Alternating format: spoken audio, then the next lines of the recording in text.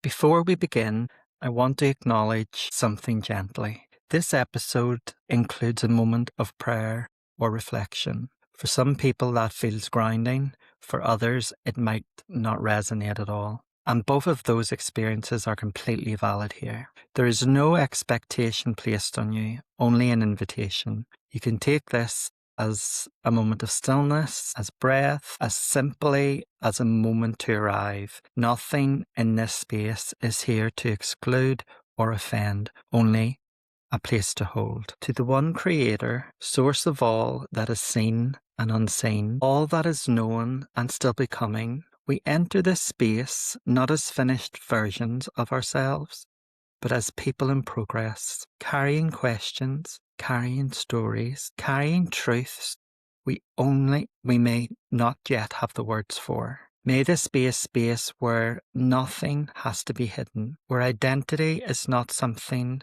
to defend, but something to honour. Soften what has been hardened, open what has been closed, and remind us gently, clearly and quietly that there is room for all of us here. We carry this forward. Hello, and welcome to Beyond the Binary, a space for identity, truth, and becoming. I'm Leigh, and this space isn't something that appeared overnight. It's something that's been building quietly for a long time. It comes from lived experience, from silence that lasted longer than it should have, from knowing something about yourself before you have the safety to say it out loud, from learning how to exist in a world that doesn't always have space for you, and slowly choosing to take up that space anyway. There was a time in my life where I didn't feel like I had a voice, not because I had nothing to say, but because I didn't feel like I was allowed to say it. Or maybe more honestly, I didn't feel safe enough to. When you're growing up, you're given a version of who you're supposed to be. It's in how people speak to you, what they expect of you, the way the world reflects you back to yourself. And for a long time, I tried to fit into that. I learned how to edit myself, not in big obvious ways. The way I spoke, the way I moved, the things I didn't say. And when you do that long enough, it becomes normal. Maybe not normal, but it becomes every day. You don't even realize you're doing it anymore. But there's always something underneath that. A quiet knowing, not loud, not dramatic, just present. And for me, that knowing didn't go away. No matter how much I tried to ignore it or reshape it or make it easier for other people to understand, it stayed. And eventually it reached a point where staying silent felt heavier than being seen.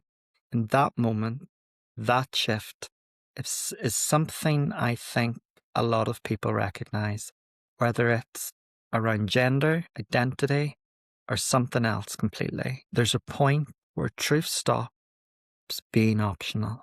And that's why this space exists. Not because I have everything figured out, but because I know what it feels like to not feel seen. And I also know how powerful it is when you finally are. So let's talk about identity gently, honestly. When we say something is transgender, or someone, is transgender, we're talking about a person whose internal sense of self, their gender, doesn't align with the label they were given at birth. And it might sound simple, but the experience of that is not small. It can shape how someone moves through the world, whether they feel seen, whether they feel safe, whether they feel like they can exist without explaining themselves. Being trans isn't about being someone new. It's about removing what was never true and standing, sometimes for the first time, in something that is. So when we say that someone's transgender, they're coming out transgender, they're transitioning, it is not, I found for myself, it wasn't about completely changing myself, but allowing my outward appearance match how I felt inside. And that was how I felt. Non-binary, which in many ways acts to stretch gender even further. So because non-binary identities don't sit neatly within the idea of male or female. Some people feel like both. Some feel like neither. Some move between, and some exist completely outside that structure altogether. And rather than just being confusion to people, it's often clarity that says the language I was given doesn't hold me, and choosing to live anyway, even when the world doesn't fully understand, and that takes strength. So a lot of people don't really get the non-binary. They don't understand the different categories of non-binary. And instead of trying to understand the categories of non-binary, they just live in complete confusion and are quite rude sometimes. I say to people who don't understand it, the good thing is that you don't have to understand it, because if you're not non-binary and you're not within that, then just be kind to the people that are and don't be rude. It is something that people often misunderstand because they're looking for a moment, a clear before and after. And transition can be a lifetime, it can be a moment. There isn't just always that clear here and there. So for most people, it doesn't work like that. As I said, it's a process, sometimes slow, sometimes uncertain, sometimes incredibly clear. It can be external, it can be names, pronouns, appearance. It can be medical, or it can be deeply internal. For me, part of transition wasn't just about how I was seen by others. It was about how I allowed myself to see me. So as important as it was for other people to see, I had to see me and work out what that was and how I could be comfortable with being me. So dysphoria, there are moments of discomfort where sometimes doesn't align. So where the reflection or the way you're perceived feels different. But there is also moments, sometimes small, sometimes unexpected, where something clicks, where you recognize yourself. And those moments are very important because they remind you that you're not lost, you're becoming. So let's speak honestly about a few misconceptions, not to blame, but to bring understanding. So before that, I just want to go back quickly. The dysphoria means that you're not comfortable in the body you're assigned. But whenever you start to live and the little things, for me, it was growing my own boobs, and I got great euphoria from that. And the euphoria from that is amazing. What it gives you and the confidence it gives you and how you can go out into the world. Being that confident in yourself is very exciting. It's bring clarity to some of these things. So it's just a phase. What people often call a phase is actually a person reaching a point where hiding becomes more painful than being seen. And when you come out of that, you don't want to go back. You don't want that. So it's not a phase because it won't end. It's a trend. Visibility is not the same as invention. So trans and non-binary people have always existed. What's new is the space to speak without immediate silence. So years ago, if someone even opened their mouth, they'd be shut down. No, that's not how you feel.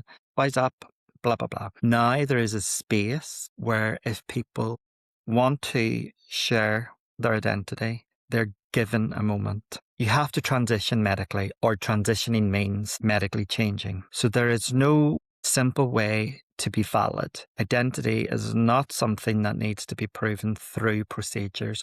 Someone can identify as male, female, but maybe not go through everything to do that. It's confusing. So as I said before, it can feel unfamiliar, but unfamiliar doesn't mean wrong, and understanding doesn't come from certainty. It comes from a willingness. And if you aren't willing and you're just confused, as I said before, good news is you don't have to, but just be kind to the people that are experiencing and going through it. The heart of all of this is something very simple. People are trying to live honestly, and that shouldn't require permission. Don't need to understand every detail of someone's identity to treat them with dignity and respect. You just need to recognize that their experience is real and different from your own. I'm still on this journey, still learning, still unlearning, and still becoming. And if you're someone in that too, whether you have the words yet or not, you're not behind, you're exactly where you need to be. This space isn't about perfection, it's about presence, it's about honesty, it's about allowing yourself to exist without editing who you are. And as we close, I'll return to that same moment of reflection. Take it in whatever way feels right for you. To the one Creator, thank you for the courage it takes to exist truthfully in a world that doesn't always make space for that truth. Thank you for every person learning to come home to themselves. May we leave this space a little more open, a little more compassionate, a little bit more willing to understand, and may those who feel unseen be gently returned. They were never invisible, and as we leave this space, remember, we are enough. We carry this forward. This has been Beyond the Binary, a space for identity, truth, and becoming. I'm Leigh, and I'll see you next time.